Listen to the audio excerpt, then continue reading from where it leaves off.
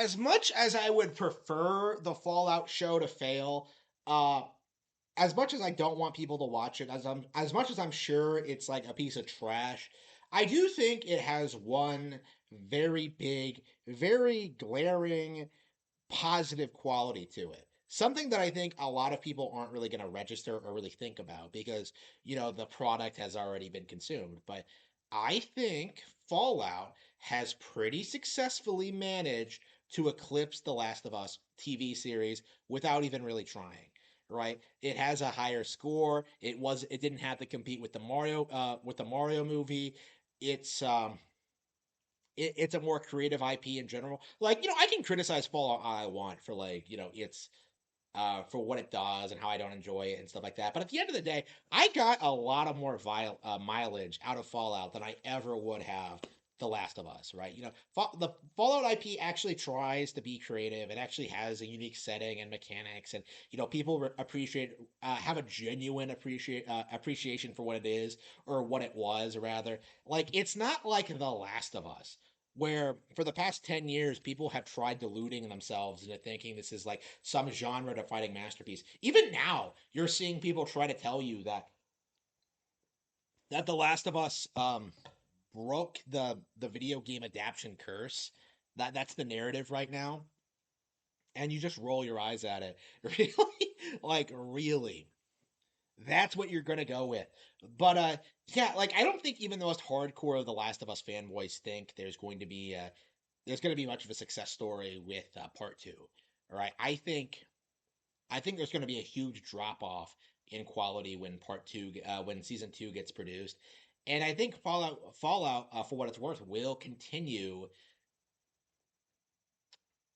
um, regardless of uh, regardless of how the series is handled. Right? I think The Witcher went on for like 4 seasons. Like, by the way, I this is why I don't take people saying this show has like really good reviews and like really good audience appeal, like all that seriously. Like people were saying the same thing about The Witcher. And what happened? That completely collapsed. Like people were talking about The Last of Us that way. I know The Last of Us wasn't good. So yeah, I'm sure the Fallout series isn't good either. But at the end of the day, like that's not what's important. The important thing is that we acknowledge that The Last of Us is not special. The Last of Us is not good. It is not genre defining. It is not one of the greatest stories ever told. It is not like a religious experience for PlayStation fans, right? Playing the game doesn't make you some enlightened guru who will like lead the world to salvation after a zombie apocalypse, right? Like The Last of Us is trash and always has been, right? But I do think we're reaching the point because of like Druckmann's reputation, because of like the way The Last of Us Part 2 was received, the failure of game journalists to damage control the situation, right? Like we are at that point, I think, 10 years later, where there are people discovering The Last of Us for the first time, and they're doing the same thing I did, where they're just looking straight into the camera and they're going like, what the fuck is this bullshit?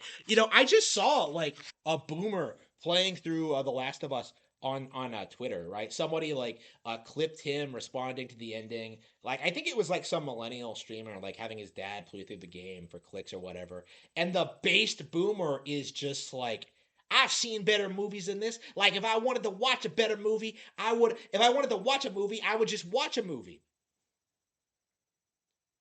This random guy gave a better critique of The Last of Us than any game journalist ever has. Right? The reality is you cannot take a film, convert it into a video game, and then try to say it has like the greatest story ever told in video games. Like the reality is The Last of Us fails both as a video game and as a movie. And the audience is very, very unwilling to admit that, right? Always has been, because The Last of Us in a lot of ways was like the last stand of like the mythical PlayStation 3 exclusives.